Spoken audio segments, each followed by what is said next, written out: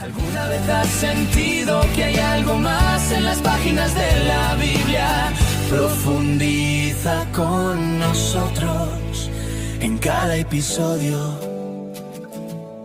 Exploramos historias, revelaciones y lecciones prácticas que transforman tu vida. Estás escuchando Algo Más en la Biblia. Comenzamos. Estamos en medio de un desierto inmenso y de la nada aparece una figura deslumbrante. Es una mujer vestida de púrpura, de escarlata, cubierta de oro y joyas. Pero no viene a pie, va montada sobre una bestia monstruosa, de color rojo sangre con 7 cabezas. Una imagen potentísima. Y lleva un nombre misterioso en la frente, Babilonia la Grande. Es una imagen que se te queda grabada, sacada de uno de los textos más simbólicos y, más debatidos de la historia. Y es una imagen que, una vez que empiezas a tirar del hilo, revela un mensaje increíblemente profundo. Hoy vamos a hacer justo eso, un análisis minucioso de un pasaje bíblico denso y fascinante. Apocalipsis capítulo 17, los versículos del 1 al 8. Ok. La idea es desentrañar este misterio, como lo llama el propio texto. No se trata solo de ver las imágenes, sino de entender qué significaban para su audiencia original y, claro, qué nos pueden decir hoy. Perfecto, vamos a desglosar esto, porque la pregunta es inevitable. ¿Qué se esconde realmente detrás de esta gran prostituta y la bestia que la transporta? La imagen es tan potente que exige una explicación. Totalmente. Para empezar, el escenario me llama mucho la atención. Un ángel lleva al vidente, a Juan, en el espíritu al desierto. ¿Por qué allí? Claro. Si tienes a una figura tan opulenta, tan llena de poder, no esperarías verla, en el centro de una gran ciudad, en un palacio. El desierto parece contraintuitivo. Totalmente. Es que el contraste es la clave de todo. En la tradición bíblica, el desierto es el lugar al que vas para que se te ponga a prueba, pero también donde Dios se revela, lejos del ruido del mundo. Darle todo el lujo y la distracción de la ciudad y decir, vamos a ver quién eres en realidad, sin tus palacios y tus mercados. La despoja de su contexto de poder, digamos. Justo. En la soledad del desierto, su verdadera naturaleza queda expuesta. Claro. Y ahí, en ese escenario tan revelador, aparecen los dos protagonistas. Por un lado, la mujer, a la que el texto llama sin rodeos, la gran prostituta. Y por otro, la bestia de color escarlata sobre la que cabalga. Exacto. Y lo primero que hay que entender para no perdernos es que no estamos hablando de personajes literales. Son símbolos potentísimos. O sea, no es una mujer de carne y hueso, para nada. La prostituta es una entidad que representa un sistema. En la Biblia, la idea de prostitución o adulterio es una metáfora muy común para la infidelidad, pero no solo en lo personal, sino a nivel de naciones. Infidelidad a Dios a cambio de poder, riqueza y alianzas políticas corruptas. O sea que cuando el texto dice que gobierna sobre muchas aguas y que esas aguas son pueblos y naciones, no habla de una reina, sino de una ideología, de un sistema con influencia global. Precisamente, es un sistema que ha seducido al mundo entero. Hablemos de su apariencia, porque los detalles son increíblemente específicos y visuales. Viste púrpura y escarlata y está cubierta de oro, piedras preciosas y perlas. Hoy en día eso suena a lujo, pero en el siglo I esto tenía un significado mucho más concreto, ¿no? Mucho más. Esos no son solo símbolos de riqueza, son símbolos de poder imperial. Fíjate, el púrpura era un color carísimo, reservado casi exclusivamente para el emperador romano. ¡Wow! Y el escarlata era el color de los senadores, de la élite política. Así que, al vestirla así, el texto la está identificando directamente con el poder y la opulencia de Roma. Es una crítica visual clarísima. Una crítica brutal al lujo desmedido del imperio. Un lujo que contrasta, choca directamente con la humildad que se esperaba de la fe. Y luego está el detalle que a mí me parece más escalofriante. La copa de oro que tiene en la mano. Por fuera, un objeto precioso, sagrado casi. Pero por dentro, el texto dice que está llena de obscenidades y de las inmundicias de su inmoralidad. Es una paradoja tremenda. Esa paradoja es el centro de su engaño. Simboliza la hipocresía en su máxima expresión. Por fuera, el sistema se presenta como algo valioso, deseable, civilizado, la copa de oro. Pero su contenido, lo que realmente ofrece, es corrupción e idolatría. Y con el vino de esa copa, dice el texto, se emborracharon los que pertenecen a este mundo. Justo. Es una imagen potentísima. Es como decir que la propaganda de este sistema no es solo un engaño, es una droga. Te hace sentir bien, te seduce con promesas de riqueza y poder, mientras te destruye por dentro y ni te enteras. Esa es una excelente manera de verlo. Y es una droga que se sirve en una copa de oro para que parezca valiosa y deseable. Nadie bebería de una copa sucia, ¿verdad? La seducción del mal siempre viene en un envoltorio atractivo. Y por si quedaba alguna duda de su identidad, en su frente lleva el nombre: Babilonia la Grande, madre de todas las prostitutas. De todos los imperios de la historia, ¿por qué eligieron ese nombre en particular? Babilonia llevaba siglos destruida para cuando se escribió esto. Porque para cualquier lector de la Biblia, Babilonia no era solo una ciudad antigua. Era el arquetipo, el modelo original de todo imperio pagano, opresor y rebelde contra Dios. Desde la Torre de Babel. Desde la Torre de Babel, exacto. Babilonia representaba el orgullo humano que intenta construir un mundo sin Dios. Para los primeros cristianos que leían esto bajo la persecución del Imperio Romano, Babilonia era un código, una clave que todos entendían. Para referirse a Roma, sin tener que escribirlo explícitamente y arriesgarse a más represalias. un código para decir, el imperio que nos oprime ahora es la nueva Babilonia. Exacto. Pero el símbolo es tan potente que trasciende a Roma. Representa a cualquier sistema de poder global que se endiosa a sí mismo. Y al llamarla madre, el texto la señala como la fuente, el origen de toda esta corrupción organizada. La imagen se vuelve aún más oscura, porque el texto pasa de la seducción a la violencia explícita. Dice que la mujer estaba borracha de la sangre del pueblo santo de Dios y de la sangre de los testigos de Jesús. Esto ya no es una metáfora. Aquí se le cae la máscara.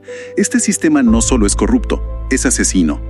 Su poder y su lujo se construyen sobre la persecución y la muerte de quienes se oponen a él. Claro. Para los primeros lectores, esto no era una fantasía de terror, era un reflejo del sufrimiento real que estaban viviendo.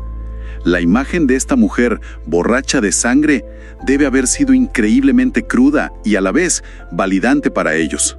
No están locos. No están locos. El sistema que los persigue es maligno y está ebrio de injusticia. Entendido. Entonces la mujer es este sistema global, seductor y asesino, encarnado en su día por Roma. Pero no está sola, ¿cierto? Va montada sobre algo igual o más aterrador.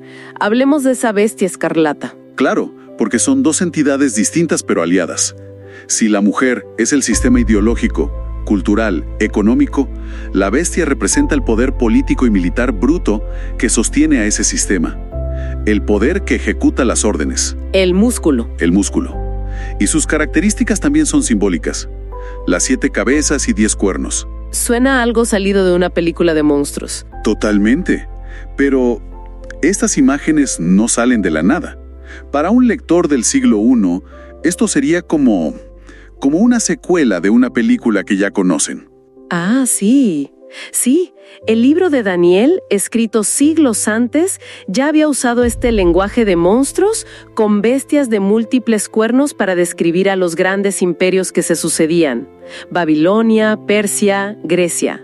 Ah, claro. Así que Juan está usando un código visual ya conocido para hablar del poder de su época, Roma, y presentarlo como la culminación de todos esos imperios anteriores.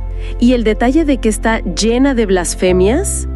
Imagino que eso significa que este poder no solo ignora a Dios, sino que se pone activamente en su lugar. Exactamente.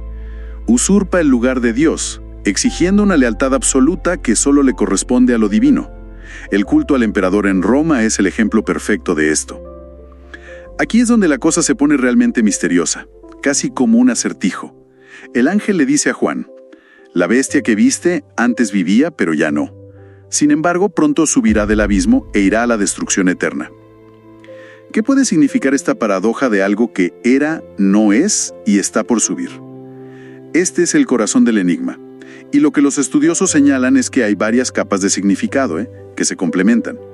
La primera, y la más inmediata para su audiencia, Tiene que ver con una leyenda urbana muy popular que circulaba en esa época, la de Nerón Redivivus. Espera un momento, ¿te refieres a la idea de que el emperador Nerón iba a volver de la muerte? ¿El mismo que fue famoso por su crueldad y que inició la primera gran persecución contra los cristianos? Justo ese. El rumor era que no había muerto realmente, sino que había huido y que volvería con un ejército para reclamar su trono. ¡Wow! Así que para los primeros cristianos que leían esto, la frase era y no es podía ser un código para su muerte, y él pronto subirá del abismo para el terror de su posible regreso. No era una profecía abstracta, era un comentario político y espiritual increíblemente potente sobre su presente. ¡Guau! Es como leer los titulares del día codificados en una visión. Veían ahí una confirmación de sus peores miedos. Ok, esa es la capa histórica, casi un guiño a la política del momento. Pero mencionas que hay algo más profundo, una capa teológica, ¿verdad? Sí. Y es fascinante. La frase era y no es y está para subir es una parodia demoníaca, una imitación retorcida del nombre con que Dios se revela en el mismo libro de Apocalipsis. El que es, y que era, y que ha de venir. Es la imitación de Dios. Es una imitación. La bestia imita una resurrección, pretende tener un poder sobre la vida y la muerte que no le corresponde, para engañar al mundo. Y su origen, del abismo, subraya que su naturaleza no es meramente humana, sino demoníaca. Es la máxima expresión de la soberbia. No solo oponerse a Dios, sino imitarlo y parodiarlo. Y me parece que había una tercera capa, la que mira más hacia el futuro, la escatológica. Correcto. Se interpreta también como un patrón que se repite. La bestia no es solo Nerón o Roma, sino la encarnación cíclica del mal totalitario, que reaparece a lo largo de la historia en diferentes formas, pero que tendrá una manifestación final justo antes del fin. Un poder que parece derrotado, pero que resurge una y otra vez. Exacto. Y la reacción de la gente ante este resurgimiento es clave. El texto traza una línea muy clara. Dice que el mundo entero se asombrará y seguirá a la bestia, excepto aquellos cuyos nombres fueron escritos en el libro de la vida. Exacto. Se establece una distinción fundamental. Quienes carecen de discernimiento espiritual, los que están emborrachados con el vino de Babilonia, se maravillarán ante el poder aparente del mal. ¿Les parecerá invencible, digno de admiración? En cambio, ¿para los fieles? Para los fieles, la reaparición de este sistema no es motivo de asombro ni de miedo. Es una señal que confirma lo que ya saben, que su juicio final está cerca. A pesar de todo su poder, su destino final es la destrucción eterna. Ok, entonces, si juntamos todas estas piezas, la mujer seductora y asesina, la bestia, que es una parodia de Dios, ¿cuál es el gran mensaje que nos deja esta visión? Bueno, si lo destilamos, hay varios puntos centrales en los que la mayoría de expertos coinciden. Primero, es una denuncia de una alianza perversa. La unión del poder religioso falso, el poder político opresor y un sistema económico injusto. Exacto. Es una crítica feroz a un sistema global que se adora a sí mismo. Pero al mismo tiempo, y esto es crucial, es una afirmación de que ese poder no es absoluto ni eterno. Justamente. Ese es el segundo punto clave. Es una afirmación de la soberanía de Dios. Aunque este sistema parezca invencible, su juicio ya está decretado. El mal no tiene y nunca tendrá la última palabra. También me parece que es una advertencia muy potente sobre el poder de la seducción, de ese vino. Es fácil señalar a los tiranos obvios, pero es más difícil reconocer la seducción cuando viene vestida de lujo y éxito. Sin duda. Y ese es el tercer mensaje, un llamado urgente al discernimiento espiritual, a no dejarse emborrachar, a estar despiertos. Y aquí es donde las interpretaciones contemporáneas se vuelven muy relevantes, ¿no? Nos invitan a preguntarnos, ¿cómo se manifiesta Babilonia hoy? Claro. Podría ser un consumismo voraz que nos ciega a la explotación laboral que hay detrás. Podría ser un nacionalismo extremo que exige una adoración casi religiosa. O cualquier sistema de poder que se erija como absoluto. Así que Apocalipsis 17 no es tanto un mapa del futuro para infundir miedo, sino más bien una radiografía para desnudar la verdadera naturaleza del poder mundano en cualquier época. Eso es. Nos muestra que a menudo se disfraza de gloria, progreso y opulencia, pero su esencia es la persecución y su destino final es la autodestrucción. Exacto. El objetivo último del texto es fortalecer la esperanza y la fidelidad de quienes se enfrentan a estos sistemas. Es un recordatorio de que el poder del mal, aunque parezca resurgir una y otra vez, ya está juzgado y condenado. Y esto nos deja con una idea final para reflexionar, algo que se menciona en los análisis y que es bastante incómodo. A lo largo de la historia, incluso las instituciones religiosas que deberían oponerse a Babilonia, a veces se han convertido en ella. Sí, cuando se alían con el poder político, buscan la riqueza a toda costa, corren el riesgo de terminar sentadas sobre la misma bestia.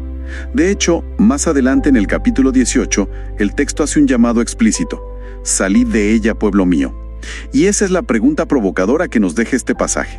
Si Babilonia no es solo un imperio antiguo o un lugar físico, sino un sistema de valores seductores que nos rodea, ¿cómo es salir de ella en la vida diaria, sin necesariamente irse a vivir a una montaña? Claro. ¿Qué significa hoy, para cada uno, negarse a beber del vino de su copa?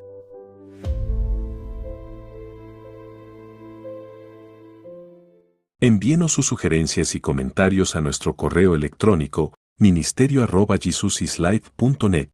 Este programa es una producción de Jesus is Life.